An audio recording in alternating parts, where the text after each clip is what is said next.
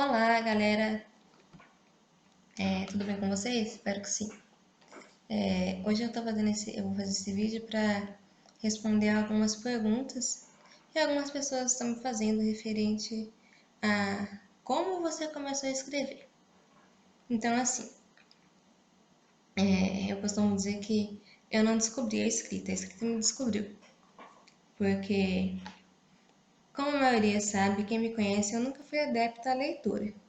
Desde pequena, todo mundo falava que ler é bom, ler é necessário, ler é preciso, ler aumenta o vocabulário, mas eu nunca gostei de ler. Porém, eu sempre gostei de escrever, o que sempre deixava minhas professoras intrigadas desde da época da escola, porque pessoas que não gostam de ler, não gostam de escrever ou têm dificuldade para escrever. Entretanto, meu português sempre foi impecável. Caso vocês encontrem alguma professora minha ou alguma delas vejam, elas vão concordar com isso. Eu sempre fui uma ótima aluna de português e eu sempre gostei de escrever. Eu tinha algumas dificuldades. Por ter uma deficiência física que afetou a parte motora, minha letra não era das mais bonitas. Então, algumas coisas que eu escrevia no caderno, muita gente não entendia. E algumas vezes até eu não entendia. O que me desanimava um pouco, porque vinha aquela ideia brilhante de escrever alguma coisa, eu escrevia, e aí de repente eu não entendia. Gerava uma frustração muito grande em mim. Aí eu parei. Quando eu tinha uns 8, 9 anos, não me lembro exatamente a idade, eu ganhei meu primeiro computador dos meus pais. Computador aquele grandão, com monitor, CPU, teclado, aqueles bem antigo, branco ainda. E aí eu comecei, meu pai na época pagou um amigo dele para me dar aula de digitação, aula de informática, para eu ter o básico mesmo, né?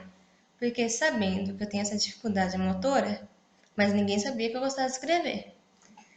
Sabendo que eu tenho essa dificuldade motora e que no futuro eu ia precisar me comunicar, ele achou viável que eu tivesse essa ferramenta e já soubesse usar. Então eu fiz essas aulas, né? Enquanto o dinheiro pagou, com o professor Gessé, lembro até hoje o nome dele. A gente morava no SECAP. E ele ia em casa, me dava as aulas. E uma outra coisa que deixava o pessoal intrigado é que eu não uso uma mão. Hoje eu uso a mão esquerda com dificuldade e a direita eu sempre usei. Mas eu não usava uma mão. E eu sempre digitei muito bem e muito rápido. Então, eu já estava alfabetizada, tive aulas de digitação que me ajudou muito, aulas de Word, Excel, PowerPoint. E aí, com o tempo, o dinheiro acabou, não deu para pagar mais professor, meu pai foi mandado embora, a situação complicou. E ficou guardada essa ideia aí na gaveta de fazer aulas de informática mesmo. Passou um tempo, eu fiz umas aulas na escola, na EMEB, na época da EMEB, tinha um professor que dizia que eu tinha muito talento também com escrita e, e que tinha que investir. Só que todo mundo acreditava que com essa dificuldade de não usar uma mão, seria mais difícil para mim escrever um computador, ou e hoje a tecnologia notebook, touch, então imagina. Então na época eu lembro que tinha um aplicativo, nem chamava-se de aplicativo, chamava-se um software na época, que você falava num microfoninho, aquele fininho, branco, e as palavras saíam lá. Nossa, era um estouro. Tipo assim, eu ia pra escola 1 hora mais cedo pra ter aulas com esse professor. É uma pena que eu não lembro o nome dele e não consigo encontrá-lo, mas enfim. Também as coisas mudaram. Eu terminei o primeira, quarta série hoje em ensino fundamental ainda, né? Terminei o ensino fundamental, precisei sair da escola. E essa coisa de informática sempre ficou em mim, porque sabendo dessa dificuldade minha, eu sempre tive que encontrar recursos para lidar com ela. Então, por exemplo, como é que você vai digitar com uma mão só? Tem gente que não consegue. Eu me adaptei a isso, porque eu sempre usei uma mão só. Ok, já falei que eu ganhei um computador, né? Então, como eu parei as aulas, tive que parar as aulas de informática a domicílio, tive que parar na escola, eu pegava exercícios de digitação em alguns sites da época, ainda tinha internet de escada, que fazia aquele barulho irritante, e fazia exercício de digitação com uma mão só. O que até hoje me ajuda muito, porque eu desenvolvi essa habilidade. E aí os anos se passaram, muitas coisas aconteceram, o casamento dos meus pais acabaram, a gente voltou a morar no fundo da casa da minha avó, e foi um período bem difícil da minha vida, mas que eu não podia parar e que eu precisava superar. Eu lembro que eu tive um grande up de uma professora minha. Então, vocês estão vendo que minha vida é cheia de professores, né? Que antes de eu sair da escola de SECAP e ir para outra escola, ela dizia que nada alivia mais a alma do que a escrita. Então ela falava, se você, mesmo que você não entenda depois, se você está triste, escreve. Se está com raiva, escreve. Se está feliz, escreve. Quem sabe um dia você não escreve um livro. Eu lembro que na época eu estava na quinta série e eu achava bobagem essa ideia de escrever livro. Afinal, quem que queria comprar um livro meu? E eu nunca levei muito a sério essa ideia. Mas, com as surpresas da vida aí, eu acabei. Primeiro fiz um diário, como toda menina faz. Depois fiz um diário no computador, que daí já era mais interessante, porque eu conseguia entender e ler tudo bonitinho. E aí eu ficava super orgulhosa, porque, poxa, eu consegui fazer um diário. Parece besta, mas pra mim era uma grande superação. E mais pra frente eu fui escrevendo versos. Versos que bem depois eu consegui encaixar como poesias. Fui salvando em um e-mail bem antigo que eu achei que eu nunca ia conseguir recuperar. E, e foi assim que se deu a origem da Thalita escritora de hoje. Por que poesia? Eu iniciei com a poesia, como eu disse anteriormente, porque foram épocas de sentimentos, foram épocas que os sentimentos estavam mais aflorados na minha vida e foi mais fácil escrever assim. Quando você está inspirado, quando você está com um sentimento assim, à flor da pele, eu pelo menos consigo escrever com muita facilidade. Principalmente se eu tô com raiva ou se eu tô triste. O negócio flui assim que parece mágico. E aí então agora, no meio do ano, quase fim do ano, eu consegui abrir esse e-mail. Antes disso, eu já tinha dado início a uma. Eu fiquei desempregada, eu e minha esposa passamos uma situação meio complicada, nós perdemos o emprego no mesmo dia, no corte da empresa, e eu precisava achar soluções que pelo menos distraíssem a minha cabeça, já que não fosse dar dinheiro que distraísse a minha cabeça. Então eu comecei a escrever um livro, que eu ainda não terminei. E aí eu lembrei daquelas poesias, eu mostrei algumas para ele, e ele me perguntou, mas por que você não lança, não publica um livro? Na hora eu achei meio bobagem, falei, deixa eu dizer, Michael, é bobagem isso daí. Se eu lançar, vai ser só um para dizer que eu lancei alguma coisa, caso a gente tenha filhos, tá? Deixar para os filhos. Mas aquela ideia fica martelando na minha cabeça. Então eu fui pesquisar, me informar de como eu faria para lançar um livro, vi todas as etapas lá, mas eu achei que aquilo ia demorar muito, procurar uma editora aceitar, enfim, todo o caminho.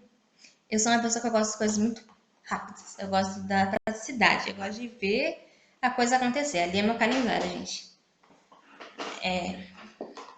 Eu gosto de ver as coisas acontecerem. Então eu achei sites de autopublicação, plataforma de autopublicação.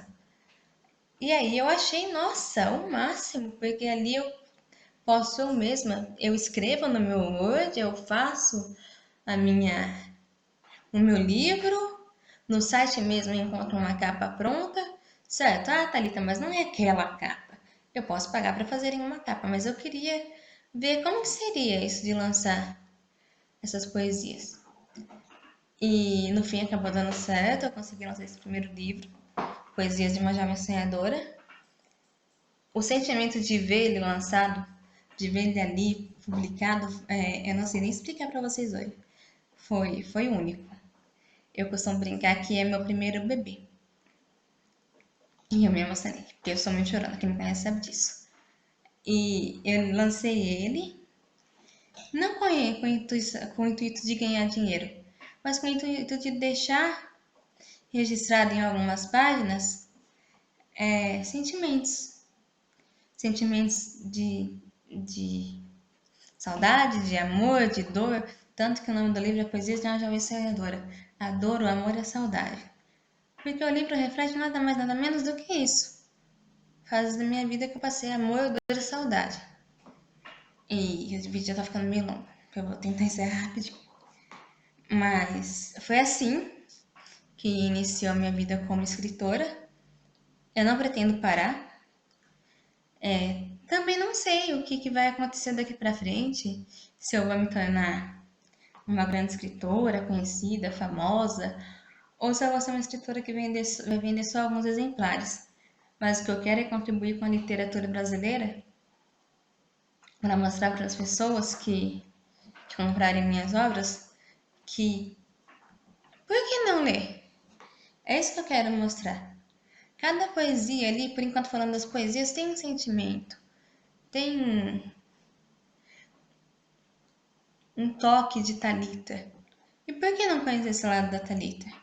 Talvez muita gente não saiba, mas em algumas poesias minhas fica tão claro o que eu sinto, tão evidente o quanto eu estava sofrendo naquele momento, ou o quanto eu estava feliz naquele momento, mas muita gente não sabe.